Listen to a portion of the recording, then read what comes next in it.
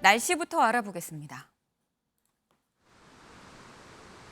긴 추석 연휴가 지나고 일상으로 돌아온 첫날, 전국의 하늘은 잔뜩 흐리기만 합니다. 또 제가 서 있는 청계천 광장에는 빗방울 정도 떨어졌다 그치기를 반복하고 있는데요. 현재 제12호 태풍 무이파는 중국을 향해서 북상 중이지만 간접적인 영향으로 제주에는 많은 비가 내리고 있습니다. 점차 충청 이남 지역으로 확대되겠습니다. 강한 태풍의 간접적인 영향으로 제주 해상과 남해상에는 풍랑특보가 발효 중입니다. 점차 서해상까지 확대될 가능성이 있겠고요. 물결이 최대 4m로 높게 일겠습니다. 또 강풍특보가 내려진 제주 지역은 벼락을 동반해서 순간 풍속 초속 20m 이상에 달하는 강한 바람이 불어들겠습니다. 내일 새벽부터 오전 사이 전국 대부분 지역으로 비가 확대되겠는데요. 내일까지 제주 산지에 많게는 120mm 이상, 그 밖에 제주에도 최대 100mm, 서해안과 전남 지역 최대 50mm로 많은 비가 내리겠습니다. 이번 한 주 아침 기온은 21도 안팎으로 평년보다 조금 높겠고요.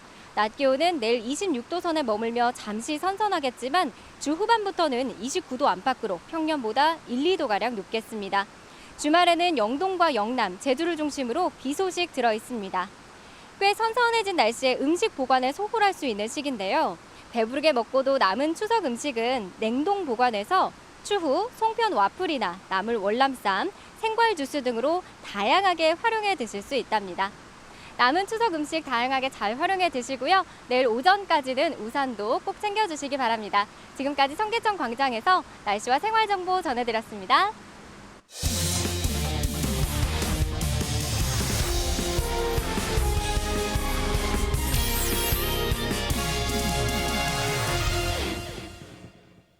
네, 즐거운 큐시토의 시간입니다. 오늘의 첫 번째 소식 이수아 기자가 준비했죠? 네, 엘리자베스 여왕 장례식 소식 전해드리려고 합니다. 네. 제목은요, 엘리자베스 관 공개 대기 시간만 12시간입니다. 이 열흘간의 장례 기간 중에 사흘째를 맞아서 이 고 엘리자베스 2세 영국 여왕의 장례 행렬이 이 스코틀랜드의 수도죠, 에든버러에 도착을 했습니다. 이 수많은 시민들이 이 마지막 배웅에 나서는 모습이었는데요. 네. 보시다시피 운구차가 지나가는 길에 정말 많은 사람들이 나와 있습니다. 거의 4-5시간씩 기다리면서 네. 저 차를 맞이했다고 하고요. 지금 관이 보이고 있는데 네. 저게 30년 전부터 준비해둔 영국 참나무로 만든 관인데 이 참나무가 굉장히 귀한 관이라고 합니다. 그래서 이걸로 특수 제작이 됐다고 하고요. 네. 그 위에 스코틀랜드 기가 올라가 있는 모습입니다. 이 행렬이 들어가고 있는 곳이 성 자일스 대성당인데요. 네. 여기서 추도 예배가 진행됐습니다. 이 예배 이후에 여왕의 관이 처음으로 대중에게 공개가 돼서 이 대중들이 거의 10m 가까이 들어가서 성당에서 여왕을 직접 만나볼 수 있는 이런 자리가 만 하루 동안 마련이 됐습니다. 이 국민들이 여왕에게 작별 인사를 할 수 있는 자리라는 점에서 뜻이 깊었고요. 네. 새 국왕 그리고 아들인 찰스 3세가 이 관을 옆을 계속해서 지키고 있었다고 합니다. 저렇게 킬트라는 치마를 입고 있는 모습도 보였고요. 이후에 여왕의 시신은 이 런던 웨스트민스터로 옮겨져서 또 나흘간 대중에 추가로 공개가 되게 됩니다. 이 기간을 통틀어서 모두 75만 명 정도가 여왕 조문에 나설 것으로 전해지는데요. 75만이요? 약간 감이 안 오는데요. 감이 75만. 안 오시죠. 그래서 저희가 어떻게 말씀드릴까 하면 네. 이 잠실 주 경기장의 최대 수용 인원이 10만 명이라고 합니다. 잠실 주경기장이 10만이에요? 네, 그러니까 이 경기장을 7개 반을 채우고도 더 네. 많은 인파가 몰릴 수도 와. 있다는 얘기가 되겠죠. 네. 대기 행렬 길이가 거의 8km에 달한다고 하는데 제가 찾아보니까 충무로에서 강남역까지 거의 사람들이 쭉 서 있는 경우라고 보시면 될 것 같고요. 네. 이 현장 모습 한번 들어보고 오겠습니다. We're from Bishopton, on the west coast of Scotland. We've been here for 4 hours waiting to see Her Majesty's. She's been a wonderful queen to this country. It was very moving. It was very quiet. They were very kind to allow us to be part of their sadness. 네, 그렇다면 조문하기까지 걸리는 시간은 얼마나 될까요? 거의 12시간을, 최소 12시간을 잡아야 된다고 합니다. 연차 쓰고 조문하러 가야겠죠. 연차를 쓰고 조문을 하러 가야 되는 정도로 지금 굉장히 많은 사람이 몰렸다고 합니다. 사실 이게 또 엘리자베스 여왕이 또 재임 기간 동안에 얼마나 또 이 덕이 있는 덕정을 펼쳤나가 또 방증이 되는 게 아닌가 싶은데 좀 눈길이 가는 게 이수아 기자. 네. 이 지금 찰스 3세가 킬트를 입었어요. 네, 킬트라고 하면 스코틀랜드의 대표적인 전통 네. 의상이고요. 경조사 때 남성들이 많이 입는 옷이라고 합니다. 네. 그리고 의상뿐만 아니라 좀 전체적인 장례 절차가 또 스코틀랜드식이다 뭐 이런 얘기까지 나오고 있는데요. 같은 의상을 입고 스코틀랜드 의회도 방문해서 연설을 또 했습니다. 이렇게 찰스 3세가 킬트를 입은 이후 뭐 여왕이 돌아가신 곳이 왕실 별장인 스코틀랜드 벨모럴 성이라는 점도 무관하지 않겠지만 또 하나 저희가 봐야 될 점이 네. 이 스코틀랜드가 최근 영국과의 분리 독립에 좀 박차를 가하고 있습니다. 내년 10월에는 주민 투표도 예정돼 있고요. 네. 영국과 이 법적 분쟁도 앞두고 있거든요. 그래서 이 스코틀랜드에서도 확실히 보셨지만 여왕을 애도하는 영국에 대한 우호적인 분위기가 다시 생겨나고 있는 삶이거든요. 그렇다 보니까 이 찰스도 스코틀랜드는 우리 어머니의 안식처이다라고 말하고 있기도 하고요. 네. 이 분리 독립 논란이 좀 잠재우고 이참에 스코틀랜드랑 관계 설정을 잘 해보겠다라는 새 국왕의 의지가 담겼다는 분석이 나오고 있습니다. 그렇군요. 아니, 근데 저는 좀 의아한 게 지금 영국의 여왕이 지금 이 서거에서 장례를 치르는데 왜 일본이 시끄럽다는 얘기가 들려오는 거죠? 네, 좀 먼 나라 얘기 같긴 한데요. 이유가 있습니다. 얼마 전에 또 사망 소식이 전해진 인사가 있는데 아베 전 총리입니다. 일본에서 이 아베 전 총리에 대해서도 국장으로 진행하기로 정했습니다. 네. 그런데 이 비용 등의 문제 때문에 굉장히 부정적인 여론이 센 상황이거든요. 이 총 장례 비용이 162억 원 정도가 들 예정인데 이걸 혈세로 진행하겠다고 하니까 거의 국민의 60% 정도가 반대하고 있는 상황입니다. 결국에는 네. 이 내각이 일방적으로 결정을 해서 오는 27일에 장례를 치르고 했는데 네. 19일에 여왕의 장례식이 치러지거든요. 그쵸. 그렇다 보니까 일주일 차이로 지금 영국과 일본이 비교를 당하는 그런 상황이 된 겁니다. 그렇다 보니까 일본 내에서는 뭐 영국의 국장은 진짜 국장인데 일본의 아베 총리 전 국장은 뭐 가짜 국장이다 뭐 이런 얘기까지 나오고 있는 상황입니다. 그렇군요.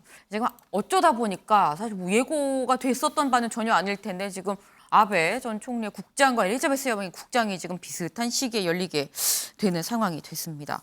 지금 엘리자베스 여왕이 사실 70년이 넘게 통치를 했기 때문에 이 왕세자로 있었던 찰스 3세, 왕세자로 또 70년을 넘게 있었던 셈인데 이 찰스 3세, 이 드디어 왕위에 올랐는데 또 고민거리가 있어요. 네. 일단 다른 것보다 거처에 대한 고민이 크다는 얘기가 거처요? 나오고 있습니다. 영국 명의로 된 집과 별장, 뭐 궁정들이 얼마나 많겠습니까? 그런데 거의 70년 동안 왕세자 생활을 하면서 네. 지금은 이 영국 주변에 있는 저택에 거주하고 있다고 합니다. 그런데 이 다시 버킹엄궁에 들어가는 이 부분에 대해서 고민이 큰 것 같습니다. 그래서 한 관계자 말로는 버킹엄궁은 좀 집무실로만 이용하고 네. 다른 저택이나 뭐 주변에서 다르게 거주지는 정하는 그런 방안도 모색하고 있다는 얘기가 들리고 있는데요. 일단 찰스 3세 영국 국왕의 전체적인 뭐 취임식부터 내용 준비해봤습니다. That promise of lifelong service I renew to you all today. I, Charles III, do faithfully promise and swear that I shall inviolably maintain and preserve the settlement of the true Protestant religion. The crown of the United Kingdom of Great Britain and Northern Ireland is solely and rightfully come to the Prince Charles Philip Arthur George. I take up my new duties with thankfulness for all that Scotland has given me. 네, 이렇게 즉위식 모습까지 보고 오셨는데요. 네. 사실 이 국왕이 앞으로 어디에 거주할지 이 일거수일투족의 관심이 쏠리는 상황에서 한 장면이 논란이 되기도 했습니다. 네. 이 찰스 3세가 이 즉위 선언문에 서명을 하는 과정에서 네. 짜증을 내는 듯한 모습이 포착이 됐는데요. 지금 서명하는 과정에서 저 옆에 노인 팬통이 네. 거슬렸는지 인상을 쓰면서 이거 치워라라는 듯한 네. 이런 행동을 하죠. 이후에 수행원이 그대로 치웠고요. 네. 또다시 조금 뒤에 다시 한번 잉크통을 치우라면서 이렇게 손을 젓는 모습이었습니다. 이때 네. 찰스 3세 인상을 찌푸리는 듯한 모습까지 전 세계 생중계가 됐습니다. 사실 찰스 3세에 대한 영국의 여론이 좋지 않은 상황입니다. 이 때문에 이런 짜증을 내는 듯한 모습을 잘라서 네. 이 영국 언론들은 따로 보도를 하기도 했더라고요. 이 해당 보도 댓글을 보면은 네. 엘리자베스였으면 직접 옮겼을 것이다. 아. 이 찰스 3세의 인성이 보이는 것이다라는 이런 비판 댓글이 달리기도 했고요. 네. 이런 국왕의 행동이 군주제에 대한 회의론에 불을 지폈다. 이런 분석도 나오고 있습니다. 네. 사실 약간 찰스 3세가 좀 예민한 거 아닐까 하는 생각이 들기도 하는 지금 모습을 좀 같이 보고 오셨는데 뭐 국왕이 바뀐다는 게 정말 뭐 세계적으로도 그리고 특히 영국에서는 더더욱 좀 굉장히 큰 변화겠죠. 그리고 그 당사자가 되는 찰스 3세한테도 굉장히 좀 예민할 수밖에 없는 상황이 아닌가 하는 생각이 어머님이 돌아가셨기 때문에 또 들 수도 있는데 근데 윤경호 위원님 사실 또 이게 엘리자베스 여왕이 그동안 너무너무 통치를 잘해왔었거든요. 그래서 빈자리가 그걸 또 채워야 되는 찰스 3세 입장에서는 또 부담이 될 것 같다는 생각도 듭니다. 뭐 여러 가지 시대 상황에 맞물리겠죠. 네. 그러니까 왕위를 계승하는 걸 당연시 봐주고 또 축복해주고 이런다면 뭐 이런 고민이 있을 리가 없지만 그게 네. 아니고 국내뿐만 아니라 해외 다른 쪽에서도 지금 이런 21세기 이 상황에 군주제라는 게 과연 필요하냐 이런 비판이 아마 가장 부담일 거예요. 네. 영국 내에서야 자기들의 문화와 역사와 전통이 있기 때문에 그거에 대한 이론을 제기하지는 않겠죠. 그러나 아까 스코틀랜드 킬트, 네. 스코틀랜드 전통 의상까지 입고 또 거기서 분리 투표까지 하려고 한다고 할 정도로 네. 영국 내에서도 사실 아일랜드 쪽은 뭐 영국이 물론 아일랜드가 영국 국가 소속은 아닙니다만 오랜 역사와 전통을 같이 했던 쪽에서도 네. 군주제라는 게 과연 필요하냐 이런 의문을 제기하잖아요. 그런데 영국은 아시다시피 20세기, 19세기부터 20세기 이르기까지 전 세계 영토의 4분의 1을 차지할 만큼 네. 식민지주의의 제국주의의 아주 본 모습이었잖아요. 그런 식민지를 겪었던 나라에서는 지금 결코 찰스 3세의 직위에 대해서 박수를 보내지 않는 곳이 있을 거예요. 그런 시대 상황 변화를 네. 찰스 3세가 아마 잘 보고 있을 거고 또 거기에 맞춰서 본인의 역할을 정립해야 되지 않을까. 과거와 같은 전통으로 무조건 영연방을 고집한다거나 아니면 다른 나라와의 관계에 있어서도 총리라는 행정 수반이 있는데 왕으로서 뭐 국제사회에 뭔가 무리하게 뭔가 나서려고 한다든가 네. 이런 것들은 자제를 하면서 어정쩡하게 이렇게 조화와 타협을 하지 않을까. 그래야만 이런 부담이라고 느끼는 따가운 시선을 불식시킬 수 있지 않을까 싶습니다. 네. 지금 이 윤 의원님 말씀처럼 지금 사실 군주제에서 벗어나겠다, 이 왕실로부터 좀 독립을 하겠다라고 얘기하는 또 연방국들이 좀 상당히 있습니다. 이 찰스 3세가 어머니 뒤를 이어서 좀 덕정을 펼칠 수 있을지 좀 지켜봐야 될 것 같은데요.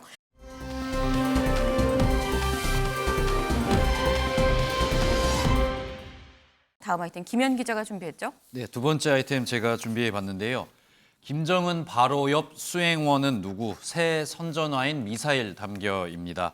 지난 8일 이 북한에서 북한 정권 수립을 기념하는 이 구구절 행사가 있었는데요. 네. 여기서 이 김정은 국무위원장 바로 곁에 그동안 본 적이 없었던 새로운 이 의문의 여성이 등장을 해서 네. 눈길을 사로잡는 모습이었습니다. 지금은 나오지 않고 있는데 네. 저 잠시 뒤에 나올 것 같아요. 저 뒤에 있는 이 검은 정장 차림에 안경을 쓴 저 여성입니다. 좀 비슷하게 생긴 것 같기도 한데요. 그렇습니다. 20대 네. 후반에서 30대 이 초중반으로 좀 추정이 되고 있는데요. 이 김정은 위원장 이 측근에서 근접거리를 유지를 하면서요. 이렇게 꽃다발도 대신 정리를 해주고 이렇게 일거수일투족을 좀 챙기는 그런 네. 모습을 보여줬습니다. 사실 이 역할 저희도 잘 알고 있는 이 현송월 부부장이나 김여정 부부장이 사실 네. 이런 역할을 도맡아 왔었거든요. 그 자리에 이제 새로운 여성이 등장을 해서 네. 눈길을 끄는 모습이었는데 다만 이 여성 같은 경우에는 조금 이 행사 내내 좀 긴장한 듯한 표정을 보였고요. 네. 비교적 보시는 것처럼 좀 젊어 보인다는 점에서 이 현송월 부부장처럼 이 행사를 좀 총괄한다기보다는 네. 현장을 좀 수행하는 어떤 수행원이 아니겠냐 하는 예상이 지금 나오고 있습니다. 네. 다만 그럼에도 불구하고 이 수행원 같은 경우에는 북한에서 이 아무래도 김정은 위원장, 이 최고 권력자를 바로 옆에서 수행을 하기 그쵸. 때문에 문고리 권력이라고도 불리거든요. 지금 이 여성의 정체가 지금 드러나지는 않고 있지만은 네. 지금 계속해서 어떤 여성인지 계속해서 이야기가 나오고 있는 상황입니다.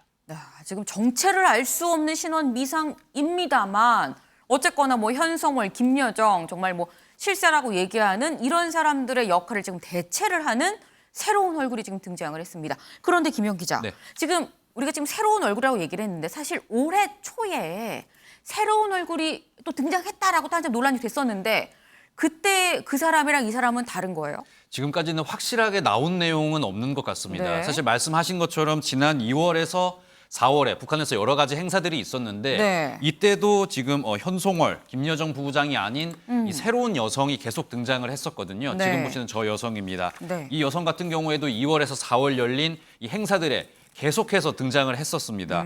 그래서 저희가 이 부분에 대해서 네. 이 여성이 뭐 같은 여성인지도 궁금을 했고요. 네. 새로 등장하는 부분에 대해서도 궁금해서 저희 네. 프레스룸 반발도 들어가서 이 북한 전문가들에게 어허, 네. 이 여성을 좀 어떻게 볼 수 있겠냐 물어봤는데 네. 일단 북한 전문가들 지금 저희가 말씀드린 것처럼 어떤 여성인지는 특정을 할 수는 없지만 아직까지. 지금 김정은 위원장을 저렇게 최측근에서 모시는 것 저 사실 하나만으로도 네. 굉장히 충성심이 검증이 된 인물은 확실할 것이다라는 의견을 내놓고 있는 상황입니다. 네. 수종섭 위원님. 그런데 지금 보면 김여정, 현송월이 하던 역할을 모르는 저 여성이 하는데 김여정, 현송월도 그대로 지금 존재하거든요. 그러면 이 새로운 사람이 추가됐다라는 이거를 어떻게 해석을 해야 되는 걸까요? 뭐 이제 역할 분담이라고 봐야 되겠죠. 이제 김여정, 현송월 부부장은 조금 네. 더 큰 틀에서의 역할 아. 이런 쪽에 좀 집중을 하고 네. 실무적인 이런 쪽은 새로운 이제 의전 담당을 하나 뽑아서 배치를 한 것 아닐까.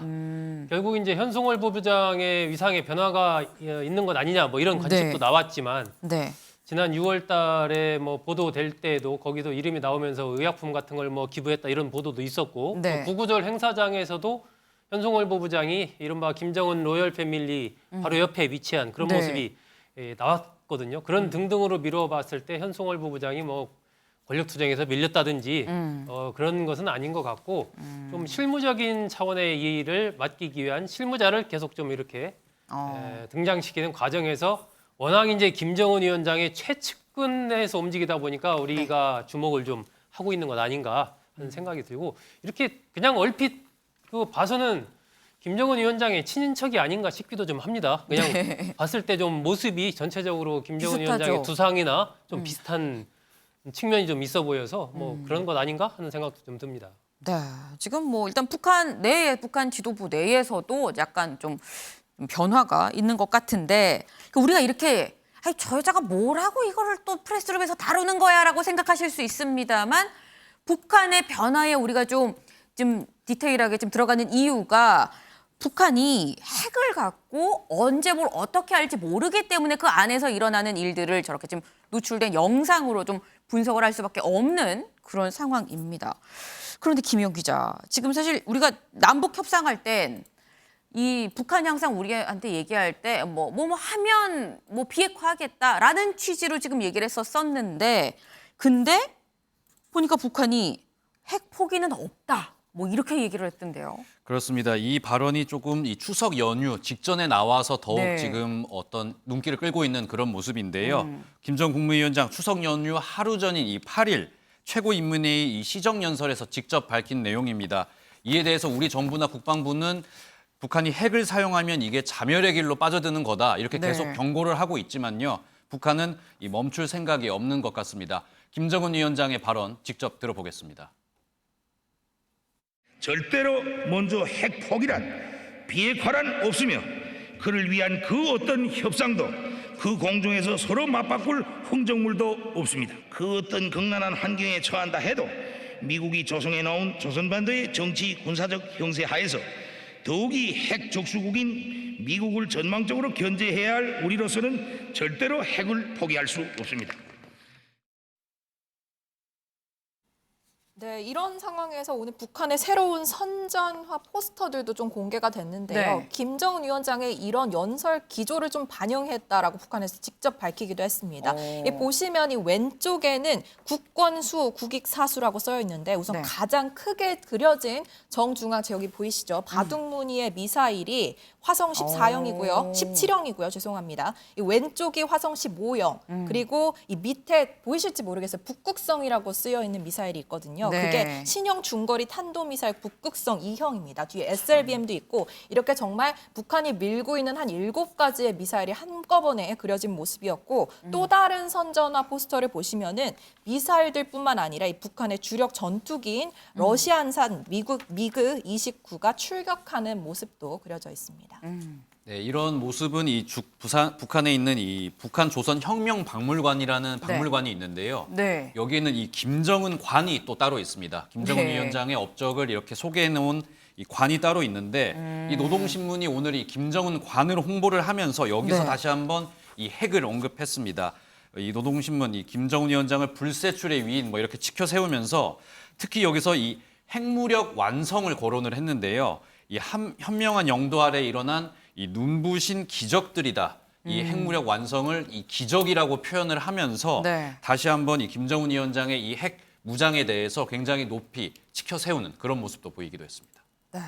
지금 이 북한의 이런 행보가 주목이 될 수밖에 없는 이유가 이 얼마 전이죠. 불과 지난달에 윤 대통령이 북측에 인도적인 지원을 좀 하겠다라는 취지로 손을 내밀었었습니다. 그때 윤 대통령이 뭐라고 제안을 했는지 직접 들어보고 오시죠.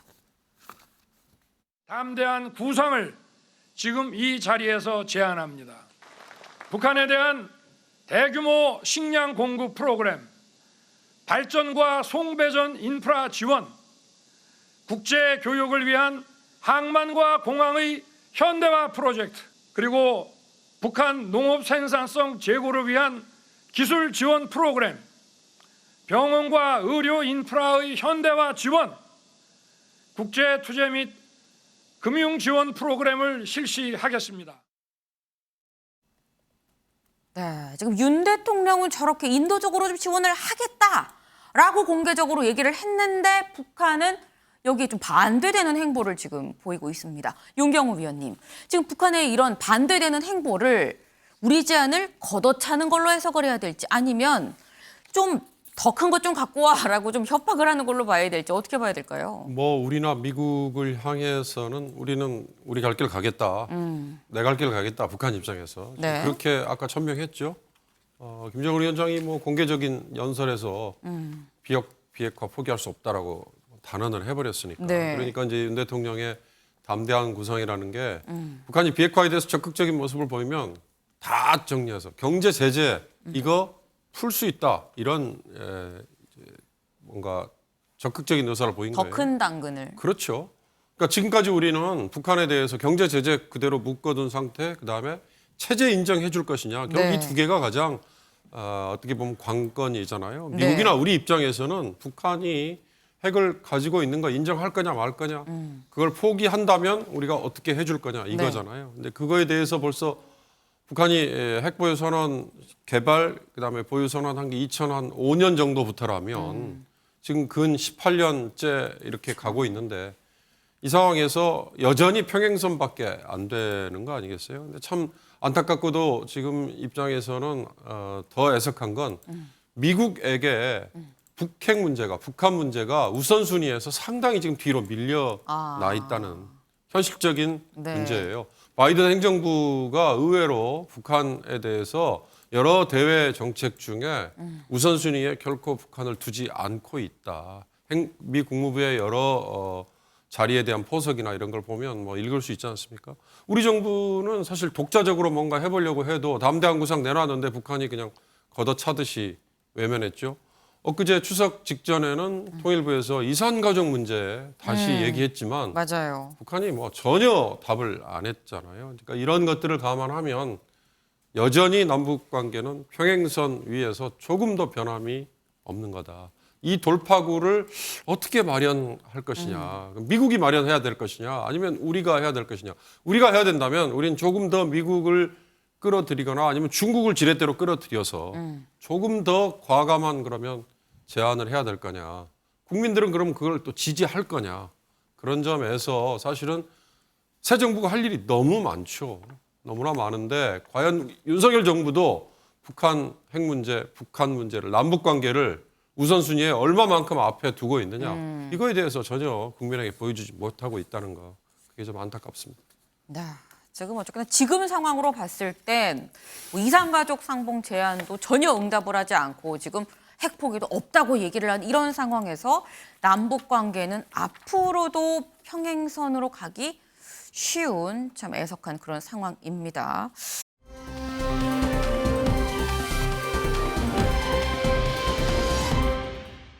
다음 아이템 유호정 기자가 준비했죠? 네, 다음 아이템 정진석 비대위 인선 완료.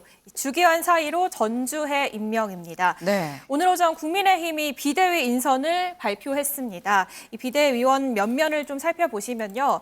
원내에서는 3선의 김상훈 의원, 또 재선의 정점식, 초선의 전주해 의원이 합류를 했고요. 네. 원외에서는 김종혁 혁신위 대변인, 또 네. 박근혜 정부 초대 대변인을 지냈던 이 김행 전 대변인, 또 윤석열 캠프 대변인을 지냈던 김병민 광진갑 방역위원장이 이름을 올렸습니다. 네. 이렇게 6명의 임명을 포함해서 당연직 3명을 포함해 9명의 비대위 구성이 완료가 됐는데요. 네. 오늘 인선 발표 과정이 순탄하지만은 않았습니다. 네. 오늘 인선한 첫 발표에는 원래 주호영 비대위에 있었던 네. 호남 출신, 또 윤 대통령과 가까운 사이로 알려진 주기환 전 수사관, 주기환 전 위원도 이름을 올렸는데요. 네. 정진석 위원장이 애초에 이번에 비대위 새로운 인물로 꾸리겠다, 완전히 다 바꾸겠다라는 입장이었기 때문에 네. 다시 합류한 것에 대해서 설명을 하기도 했습니다. 이 얘기 먼저 들어보시죠. 지난번 비대위원들은 다시 하지 않는 것을 원칙으로는 했습니다. 왜냐하면은 정치적으로는 국민들께 새롭게 출범하는 비대위원이 새로운 모습을 보여야 되지 않겠느냐라는 의미가 하나가 있고, 법적으로는 마치 법원의 결정에 반발하는 듯한 모습을 보이는 것이 전임 비대위원들 그대로 임명하면은, 그래서 아마 새롭게 임명하신 걸로 알고 있습니다. 그런데 조금 전에 말씀드린 바와 같이 주기환 비대위원의 경우에는 호남을 배려를 해야 되기 때문에 호남 인사로서 지난번 우리 지방선거에서 가장 득표율 높은 분이었습니다. 그래서 그분을 모시지 않을 수 없었다. 네, 호남 지역 안배 차원에서 모시지 않을 수 없었다라는 설명까지 했는데 네. 이 인선한 공식 발표 1시간 반 만에 네. 주 위원이 자진 사퇴 의사를 밝혔습니다. 그리고 이 자리를 연고지가 호남인 전주해 의원이 채웠는데요. 네. 그러니까 아무래도 새 비대위 또 역시 친윤으로 채워졌다, 이런 비판 여론도 어느 정도 작용한 것으로 보이는데, 다만 자리를 채운 전주해 의원도 마찬가지로 이 선대위 대변인을 지냈던 당내 친윤계로 꼽히고요. 네. 또 다른 비대위원 중에 정점식 의원, 그리고 또 청년 몫의 김병민 위원도 마찬가지입니다. 이 때문에 친윤 색채는 줄지 않았다, 이런 네. 시선도 여전히 존재하고요. 어쨌든 국민의힘은 조금 전에 3시쯤 상임전국위원회를 열어서 네. 비대위원 임명안을 가결시켰습니다. ARS 투표로 진행이 됐고요. 이로써 이준석 전 대표의 가처분 신문이 열리기 전에 비대위 구성을 마무리하는 모습입니다. 네. 이 지금 초반부터 저희 해설위원님의 이 해설을 듣지 않을 수가 없을 것 같습니다. 소종섭 위원님. 네. 지금 이 주기환 전 인수위원이 이 비대위원입니다라고 발표하고 90분 만에, 1시간 반, 90분 만에 지금 자진 사퇴를 했습니다. 근데 그렇다고 한다면 사실 이게 납득이 잘 안 되는 상황이거든요. 왜냐하면 그럼 당사자랑 비대위는 교감 없이 발표를 한 건지, 아니면 주기환 전 인수위원이 뭐 윤심이라면 윤심이랑 교감이 없었던 건지, 아니면 정진석 인수위원장은 이 비대위원 명단에 대해서 용산이랑 교감을 뭐 해야 되는데 안 했다라든지, 뭐 이런 뭐가 문제인 걸까요, 대체? 제가 보기에는 그 강권이라는 표현이 있지 않습니까? 네. 아마 그런 맥락 속에서 좀 이 사안을 봐야 되지 않나 싶은데, 이 정진석 위원장이 뭐 여러 가지로 고심이 좀 컸죠. 시간도 많지 않고 그렇죠. 비대위는 구성을 또 해야 했고, 그래서 이제 원내에도 3대 3으로 하고 지역별 또 균형도 고려를 해야 되고, 네. 또 지난 1기 비대위에 참여했던 사람들은 또 빼는 쪽으로 이렇게 방향을 잡고 여러 가지를 하다 보니까 사람 구성하는 게 쉽지 않은 거죠. 특히 네. 이제 호남 쪽 인사를 넣기 위해서 뭐 이용호 의원에게도 얘기를 했고 여러 사람에게도 접촉을 했는데 네. 전부 다 뭐 굉장히 강하게 이제 거부 의사를 표명을 하고 이러다 보니까 결국 이제 주기환 의원에게 일종의 이제 강권하다시피 해서 지난번에 득표도 많이 했고 일기에도 참여는 했지만 네. 맡을 사람이 없다. 당신이 좀 맡을 수밖에 없다라고 아마 그런 맥락에서 이제 진용을 짰는데 네. 문제는 그렇게 해서 발표가 되고 나서 언론 보도가 어떻게 나오냐면은 이 윤 대통령의 측근인 주기환 위원도 포함 이렇게 나온단 말입니다. 유일하게 한 명 포함됐거든요. 앞부분에 이제 윤 대통령의 측근, 친윤 인사, 대표적인 친윤 인사로 자꾸 이제 그 부분이 거론이 되니까 네. 그것이 굉장히 이제 부담이 됐던 거죠. 그 부분이 가장 컸던 걸로 보이고 두 번째는 이제 대통령실의 아들 채용 논란 그 부분이 다시 또 거론되는 부분, 또 세 번째는 일기에 또 참여했던 부분 이런 등등이 겹치면서 네. 새롭게 출범을 해야 되는데 자꾸 이것이 대통령의 측근으로 해석이 되고 막 이렇게 보도되는 거에 대한 부담 속에서 좀 빨리 이 부분에 대해서 본인도 사의를 표명하고 그런 상황이 돼버리니까 정진석 위원장도 어쩔 수 없이 그걸 받아들이면서 그냥 급하게 또 바꾸는 이런 모양새를 취하지 않았나 싶었는데 어쨌든 출범을 했는데 뭐 초반 모양이 매끄럽게 그렇게 되지는 않았습니다.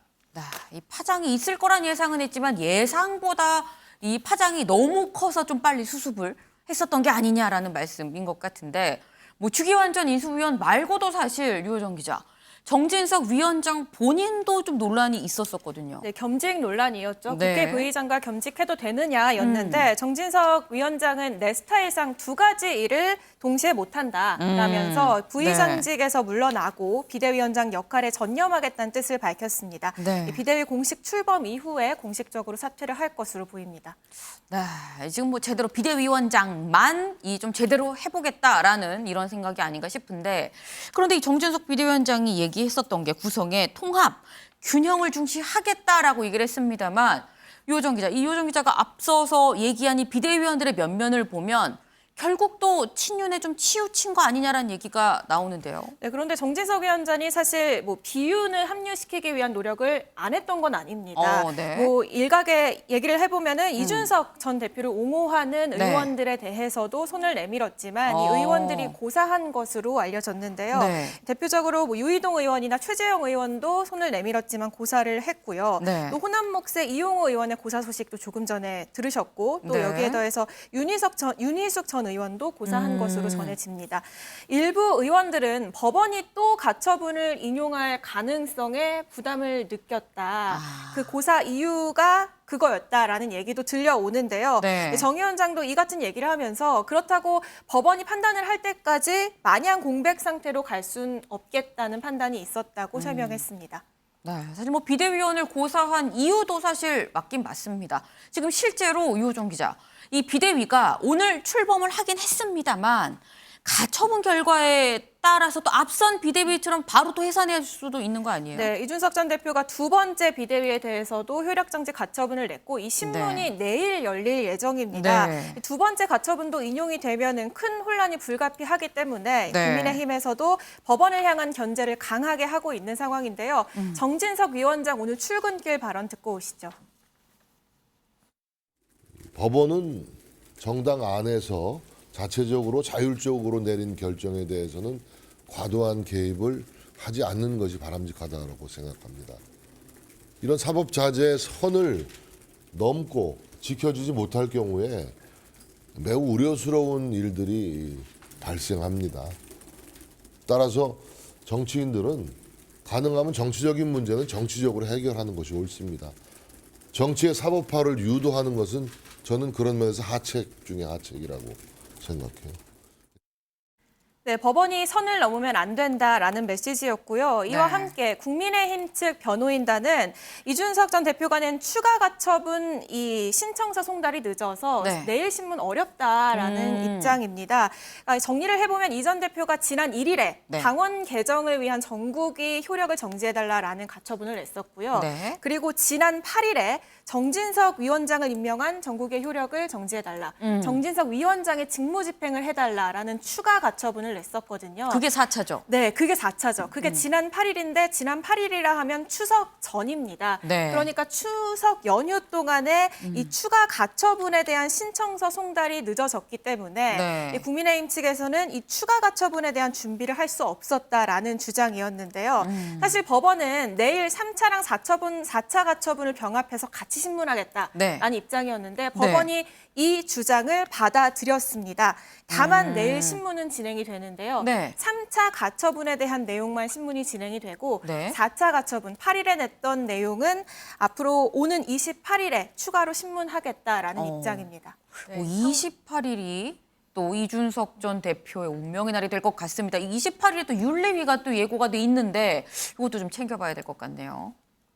네, 이 상대방인 이준석 전 대표 얘기도 좀 들어봐야겠죠. 이준석 전 대표 측은 이 당의 여러 가지 조치에 대해서 추석 내내 고민해서 가처분 신청 신문기를 연기해달라고 하겠지 이미 예상했던 것이다. 뭘 생각해도 그 이하라면서 비판의 목소리를 냈습니다. 또 이 전 대표 변호인단이 오늘 또 입장문을 냈는데 이 국민의힘의 기일 연기 신청에 대해서 예정된 날짜에 신문해야 한다. 라면서 내일 이 전 대표가 또 14일 신문에 직접 출석할 것이라고 전하기도 했습니다. 이 신청서 송달이 늦어져서 가처분 전체적으로 좀 연기를 해야 된다라는 게 당의 주장이었잖아요. 여기에 대해서는 이 사건의 주요 쟁점들은 이미 언론에 공개가 됐고 그렇다면 연휴 기간에 좀 법원에 방문을 해서 서류들을 수령할 수도 있었다라고 반박을 했습니다.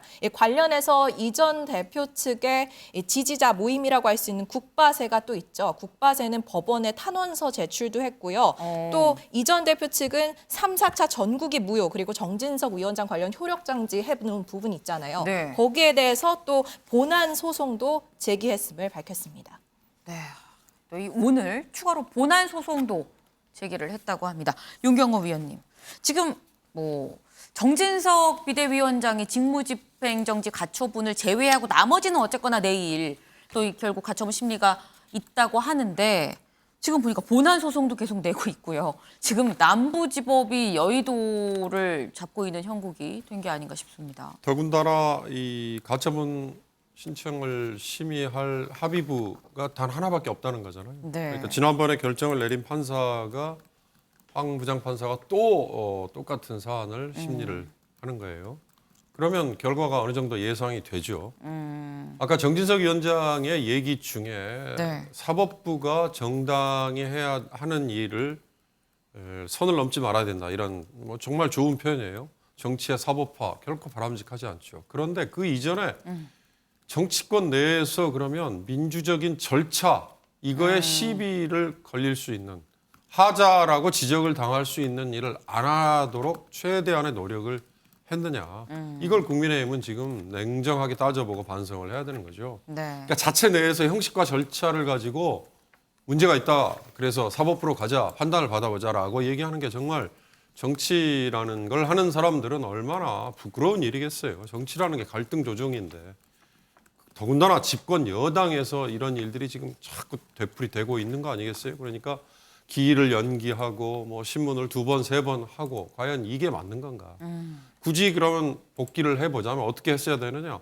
문제가 있다고 생각하고 비대위를 만들어야겠다고 생각한다면 지금처럼 비대위원장으로 갈 게 아니라 원내대표라는 분에게 직무대행이든 권한대행이든 맡기도록 절차가 당원 당규에 있었잖아요. 그렇다면 문제를 일으킨 원내대표가 진작에 사퇴를 하고 새로운 원내대표를 뽑아서 그분이 다음 전당대회를 할 때까지 이를테면 비대위원장 같은 역할을 했다면 그러면 굳이 이렇게 사법부에 가서 심판을 받지 않아도 됐었는데 왜 그걸 걷어차고 지금 이렇게 매를 스스로 벌었을까?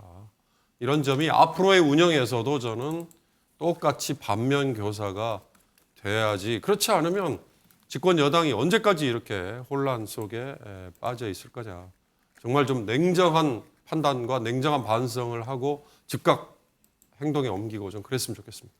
네, 지금 윤 의원님 한마디로 정리를 해드리자면 정치권에 지금 정치가 없는 상황이다라는 굉장히 센 비판을 좀 주셨습니다.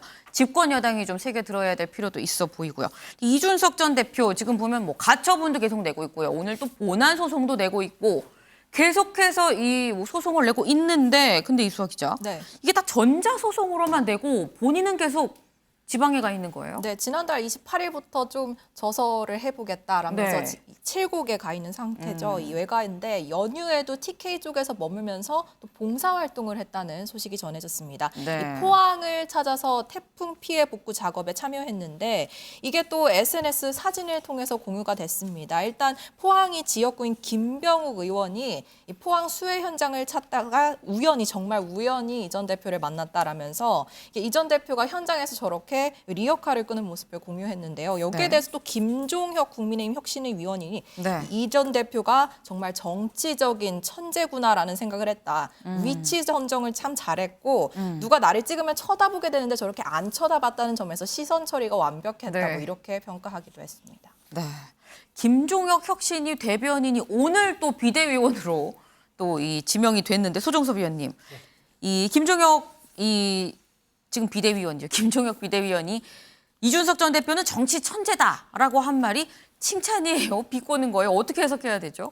제가 보기에는 좀 비판적인 시선이 들어있지 않나 생각이 됩니다. 두 가지 측면인데 누군가 나를 찍으면 이렇게 그 사람을 보게 되는데 네. 하나도 안 봤다라는 부분과 뭐 시선 처리도 완벽했다 이런 부분들이 우연히 찍혔다고 하지만 사실은 우연히 찍힌 게 아니지 않느냐라는 맥락이 그 안에 담겨 있지 않은가 하는 생각이 듭니다. 일단 뭐 사진이 우연인지 우연이 아닌지는 알 수 없지만 정치인들이 저런 민생의 어려운 현장을 찾아서 봉사하고 같이 하는 모습은 굉장히 좋은 모습이죠. 네. 좋은 모습이고 저런 측면에서 저 사진이 표출됐을 때 그 이제 잘한 행동과 별개로 하나의 이제 이미지 효과적인 측면에서 봤을 때도 굉장히 이번에 좋은 효과를 거뒀다라고 평가를 할 수가 있는 겁니다. 그만큼 어떤 측면에서 본다면 이준석 전 대표가 미디어 활용을 지금 100% 하고 있다.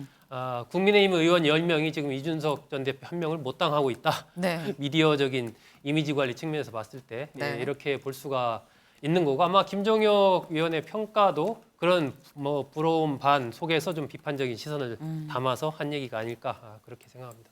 네.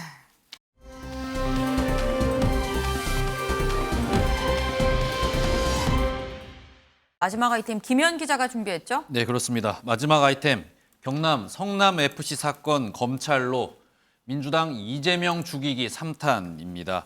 이 경찰이 성남FC 후원금 의혹과 관련해서 네. 이 민주당 이재명 대표에게 이 제3자 뇌물공여 혐의가 인정이 된다며 사건을 검찰에 송치를 했습니다. 네. 이재명 대표는 지금 말을 좀 아끼고 있고요. 대신 민주당 같은 경우에는 강하게 반발을 하고 있는 상황입니다. 그렇군요. 근데 일단 성남 FC 사건이 뭐야라고 궁금하실 수 있을 것 같은데 이거를 쉽고 짧게 설명 부탁합니다. 네, 이재명 대표가 이 성남시장 시절에요. 이 성남FC 이 축구팀이 있는데 이 한 건설사의 부탁, 이 용도 변경 부탁을 들어주는 대신 네. 이 성남FC에 후원금을 내도록 하는 이 혐의를 지금 받고 있었습니다. 네. 이재명 대표 측은 지금까지 이게 이 시민구단의 광고를 유치해주고 기업 활동을 지원해 온 거라고 주장을 해왔는데요. 네. 사실 이 주장이 조금 받아들여져서 지난해 9월 같은 경우에는 이 경찰이 증거 부출문으로 이 사건을 이 불송치했었습니다. 네. 하지만 이 재수사가 이루어졌고 이 경북이 남부청이 이 사건을 받아들여서 재수사를 했더니 이 유의미한 진술을 확보했다라는 네. 말과 함께 오늘 이 제3자 뇌물 혐의를 적용한 상황이거든요.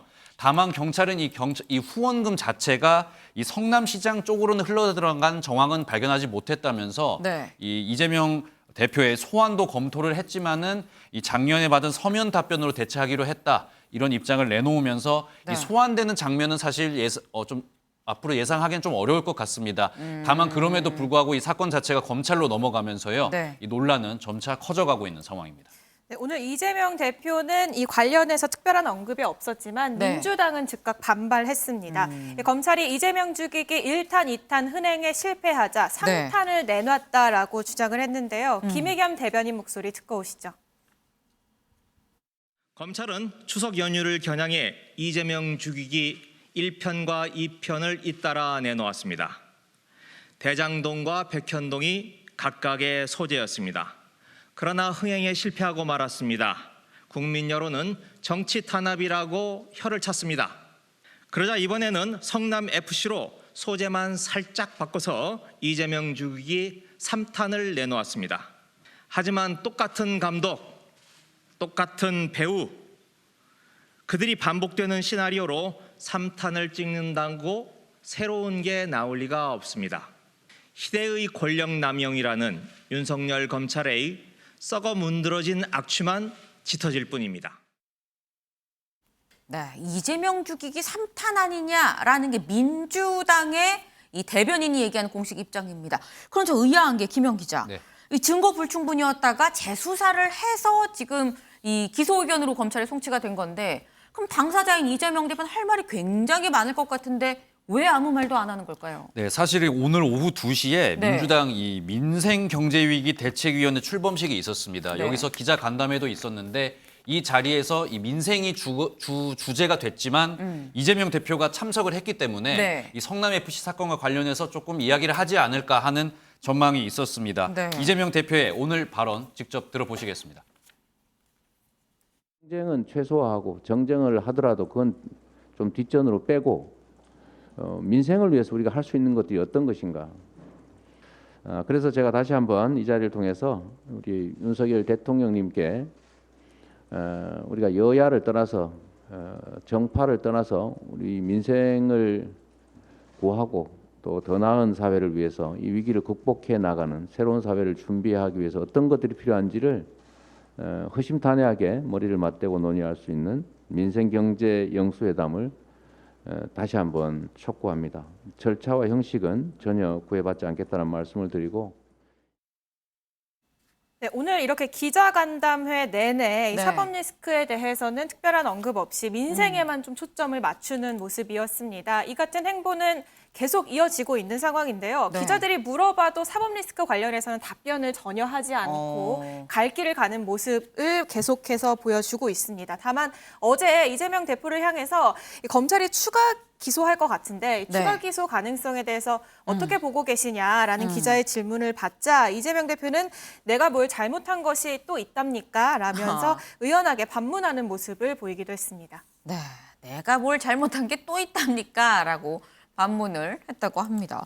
지금 보면 이재명 대표가 본인은 일단 사법 리스크 이 이슈 자체에 좀 거리를 두지만 대신 보니까 유호정 기자, 민주당이 검찰을 좀 나서서 검찰은 내가 상대하겠다 앞서서 나가 있는 것 같아요. 네, 이 대표 본인은 전면에 나서지 않으면서 이 민주당은 검찰 수사를 겨냥하면서 여론전에 앞장서는 이 투트랙 전략을 하고 있는 상황인데요. 특히 김건희 여사 특검법 추진 관련해서 네. 이 공세 수위를 높이고 있는 상황입니다.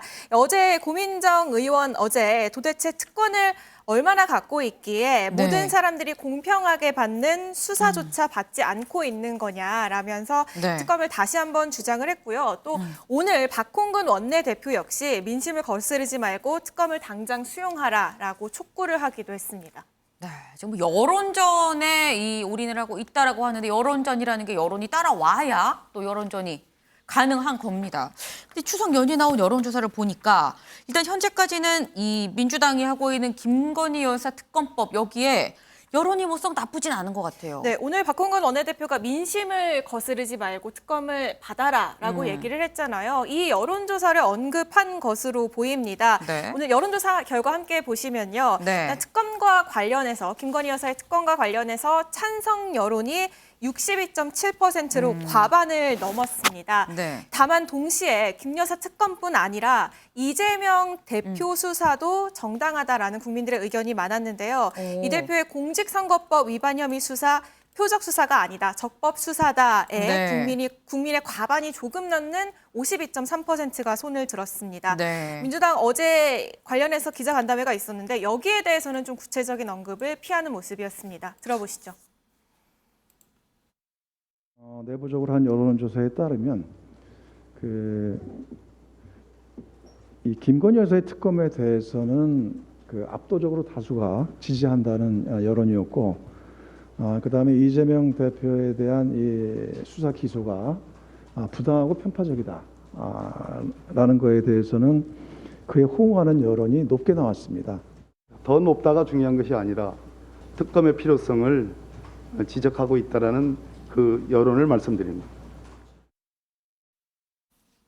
네, 윤경호 위원님, 지금 이재명 특검이랑 김건희 특검이 혹시 같이 가는 듯한 지금 여론은 지금 그렇게 보입니다. 뭐 이재명 특검이라기보다 이재명 대표에 대해서는 경찰과 검찰의 수사. 네. 그다음에 김건희 여사에 대해서는 검찰이 흔히 말하는 도이치모터스 주가 조작에 대해서도 주범은 지금 9개월째 재판 진행 중인데 입장을 전혀 내놓지 않고 시간 끌기. 그러니까 이제 이래서 특검이라는 게 나온 건데요.